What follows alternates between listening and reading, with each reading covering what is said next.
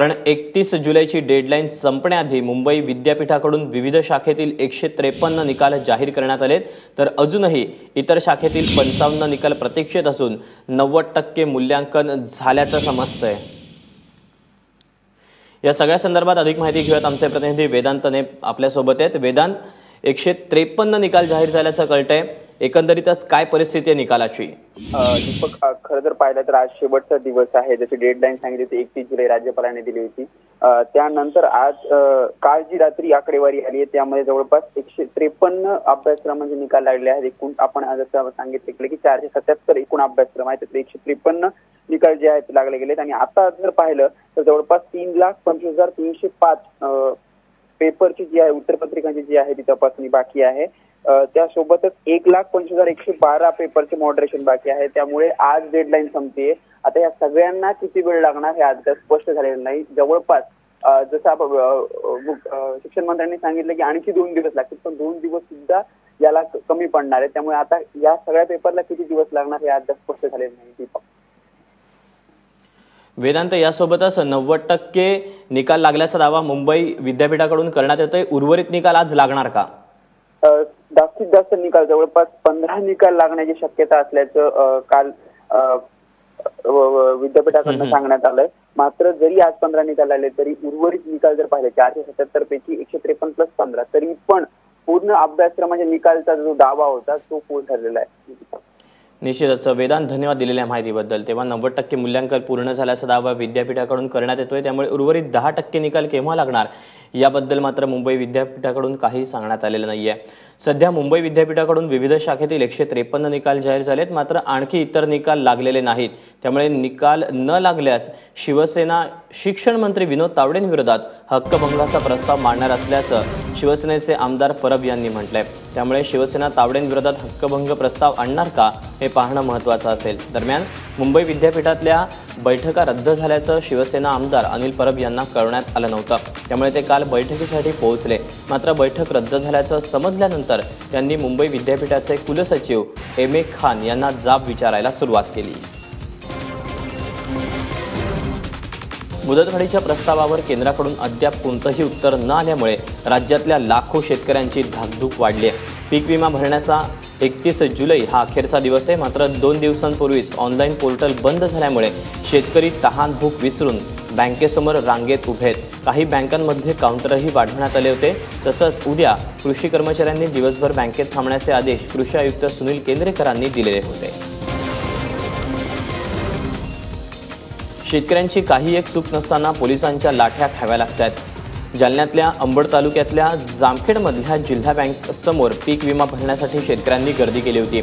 गर्दी पांगवण्यासाठी पोलिसांनी शेतकऱ्यांवर लाठीचार्ज केला, तर बीडमध्ये सिरसाळामध्ये जिल्हा बँक बंद होत असताना शेतकऱ्यांच्या गर्दीमध्ये चेंगराचेंगरी झाली आणि किरकोळ हाणामारीची घटनाही घडली।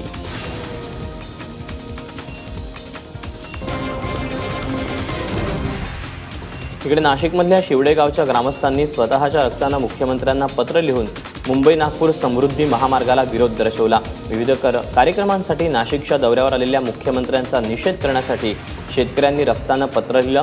दरम्यान कर्जमाफीसाठी सरकारनं लावलेल्या निकषांचा विरोध करण्यासाठी निफाड तालुक्यातील नैताळी गावात बंद पाळण्यात आला।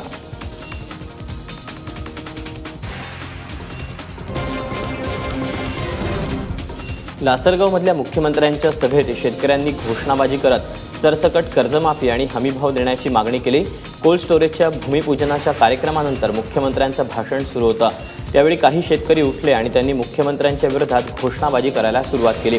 मुख्यमंत्र्यांनी घोषणाबाजी करणाऱ्या शेतकऱ्यांना खडे बोल सुनावत खाली बसण्याची विनंती केली, मात्र शेतकऱ्यांनी घोषणाबाजी सुरूच ठेवली। राज्यात शेतकऱ्यांना सरसकट कर्जमाफीची मागणी राष्ट्रवादी काँग्रेसचे अध्यक्ष शरद पवार यांनी केली। सरकारनं उद्योजकांचं 82,000 कोटींचं कर्ज माफ केलं, पण शेतकऱ्याच्या सरसकट कर्जमाफीवर फक्त चर्चाच होत आहेत आणि सध्याच्या कर्जमाफीत असलेल्या निकषांमुळे घराघरात भांडणं होतील, असंही शरद पवार म्हणाले। अहमदनगरचे माजी आमदार आणि ज्येष्ठ नेते पांडुरंग अभंग यांच्या अमृत महोत्सवी नागरी सत्कार कार्यक्रमात शरद पवार बोलत होते। सातारा जिल्ह्यातील कोयना धरणाचे दरवाजे 2 फुटांनी उघडण्यात आलेत. कोयना धरण क्षेत्रात झालेल्या मुसळधार पावसामुळे धरणाच्या पाणी पातळीत वाढ झाली, त्यामुळे धरणातून पाण्याचा विसर्ग सुरू करण्यात आला आहे. कोयनेच्या नदीपात्रात 10,275 क्युसेक पाण्याचा विसर्ग सुरू आहे, त्यामुळे नदीच्या पाणी पातळीत कमालीची वाढ झाली आहे. कोयना धरणातून मोठ्या प्रमाणात विसर्ग सुरू असल्यामुळे नदीकाठच्या जवळपास 285 गावांना प्रशासनाकडून सतर्कतेचा इशारा देण्यात आला आहे. देवतारी त्याला कोण मानील या म्हणीचा प्रत्यय काल आंबोली घाटात आला. घाटातील धबधब्याजवळच्या दरीत कोसळूनही पर्यटक बचावला. प्रवीण नाईक असे या पर्यटकाचं नाव आहे. तो मूळचा गोव्याचा असून माकडांना खाद्य घालताना तोल गेल्यानं दरीत कोसळला. पोलीस हवालदार गुरुदास तेली तसंच जीवरक्षक बाबल आल्मेडा आणि किरण नार्वेकर यांच्या टीमनं त्याला दरीतून बाहेर काढलं. त्याच्या डोक्याला दुखापत झाली असून उपचारासाठी गोव्यात दाखल केलं आहे. पंढरपूर तालुक्यातील गुरसाळे आणि तारापूरमध्ये स्वाईन फ्लूच्या साथीत 2 बळी गेल्यानंतर ग्रामस्थांमध्ये भीतीचं वातावरण आहे. अजूनही इतर 4 रुग्णांवर उपचार सुरू आहेत. काही दिवसांपूर्वी गुरसाळेमध्ये एका स्वाईन फ्लू बाधित रुग्णाचा मृत्यू झाल्यानंतर तारापूर सुस्ते परिसरात स्वाईन फ्लूची लक्षणं काही रुग्णांमध्ये आढळून आली होती. या तारापूरमधल्या रहिवासी रामकृष्ण कोलगे पाटील आणि त्यांच्या पत्नी मथुराबाई कोलगे पाटील यांना स्वाईन फ्लूची लागण झाली. मात्र उपचारादरम्यान मथुराबाई कोलगे पाटील यांचा मृत्यू झाला. सध्या या भागात आरोग्य विभागाच्या 5 टीम सर्वेक्षण करत आहेत. वैद्यकीय क्षेत्रातील कट प्रॅक्टिस आता लाच घेण्याच्या कक्षेत येणार आहे. कट प्रॅक्टिस विरोधात सामान्यांमधील वाढता रोष लक्षात घेता राज्य सरकारनं ही कठोर पावलं उचलायला सुरुवात केली.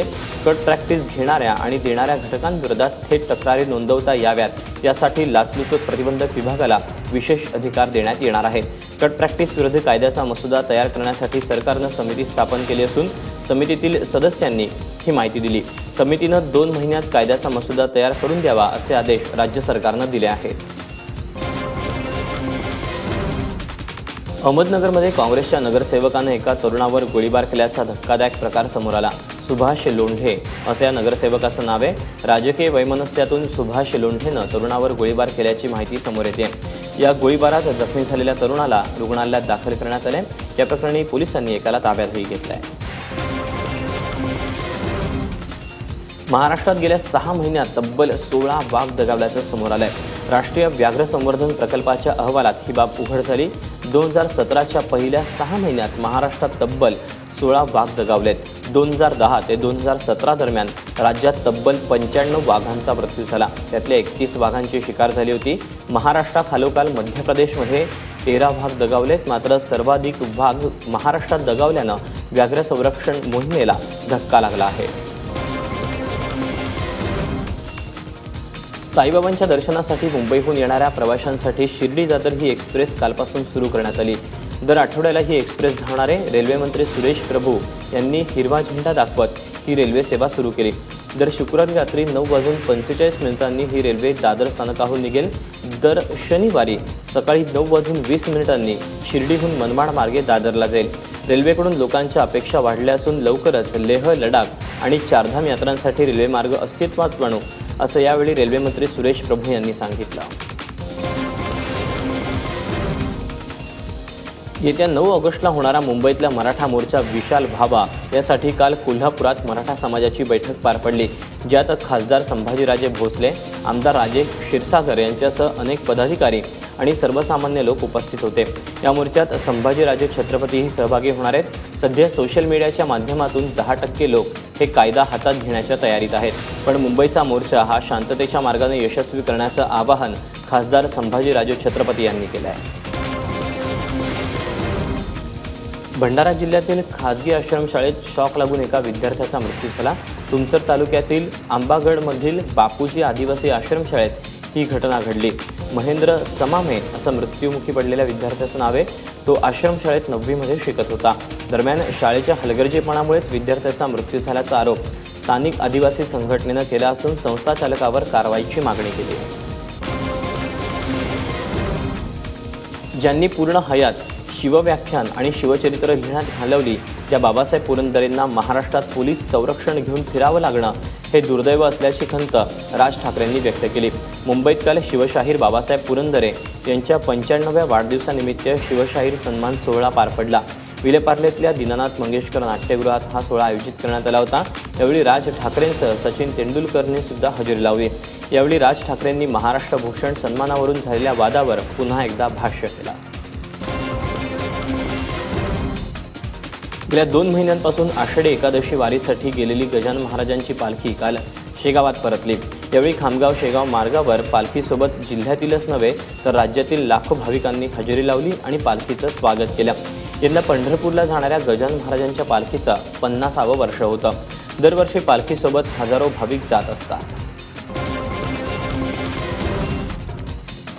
श्रावणी सोमवार निमित्त मालेगावमध्ये शंकर पार्वतीच्या रूपातील भव्य रांगोळी साकारण्यात आली। साई आर्ट या संस्थेच्या कलाकारांनी ही रांगोळी साकारली। या कलाकारांना ही रांगोळी साकारण्यासाठी तब्बल 40 तास लागले। ही रांगोळी साकारण्यासाठी त्यांनी 55 किलो रांगोळीचा वापर केला। पुढचे 3 दिवस नागरिकांना ही रांगोळी पाहता येणार आहे।